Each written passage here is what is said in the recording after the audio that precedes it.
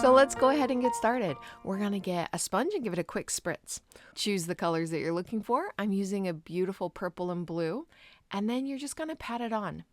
Now, one of the problems that we face in butterflies is getting a really small, tight lower wing. And if you look here, I'm loading some of that blue when I do the top wing because it just fits really nice. And then I only have to put in the outside of that bottom wing.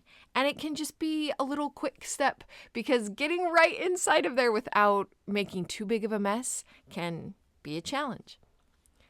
As you load, remember all of this is going to be outlined, so we don't need to stress too much about the shapes being perfect. We just want to get them close enough, good enough, and then we can move on.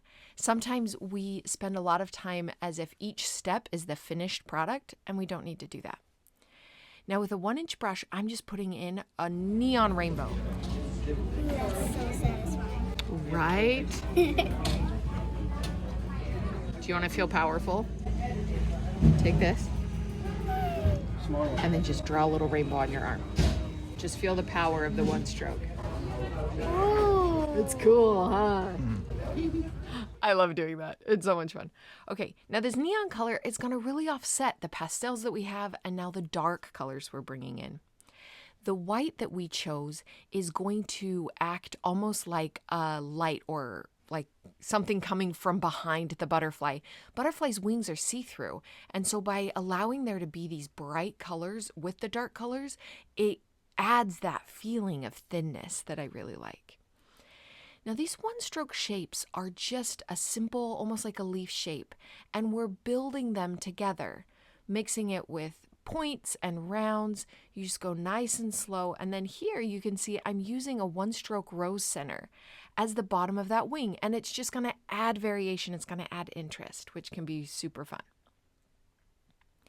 Here I'm adding just a little bit of a gather. That gather is going to keep the lines from feeling like they're going into nowhere. And then we'll do it here on the other side. So you can see we start with a stroke where we try and keep it just on the tip of the one stroke so that that dark edge is on the outside. Now sometimes I accidentally do the wrong shape, and that's fine. If you're looking for symmetry, you just go over it. No need to stress. Once you're working on your second side, it's a little bit easier because you've already made all the decisions. So you can just go back through and be like, oh, yep, here, here, here, and mix it in. It's important that you have a clean beginning and end to your wing that matches on either side. But then what happens in between, it's okay if it's not exactly the same. These little thin lines add such a vibrant wisp feeling to the butterfly. Outlining the eyebrow can just add a little bit, but you want to be really light here. We don't want it to feel too heavy. Now we're going to put in almost like a primrose. We're going for your rose feeling, but then add those little points to make the petals feel more delicate. The rainbow underneath is going to give us a beautiful center color for our flower.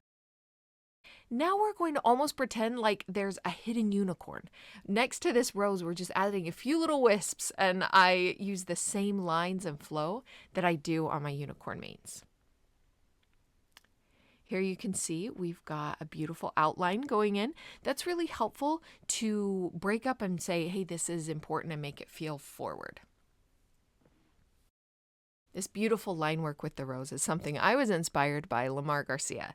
Her butterflies are stunning. If you don't follow her, you should.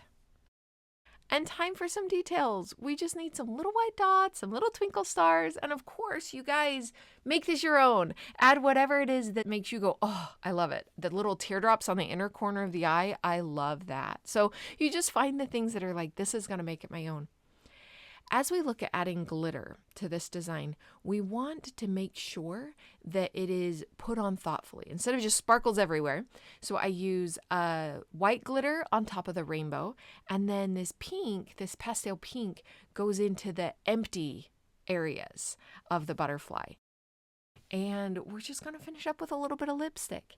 This type of design is everywhere in face painting, and one of the reasons I wanted to show you guys this one is because I want you to consider each of the elements. Maya, you are now a butterfly. Oh, that's so cute. You like it? Yeah. Awesome. High five.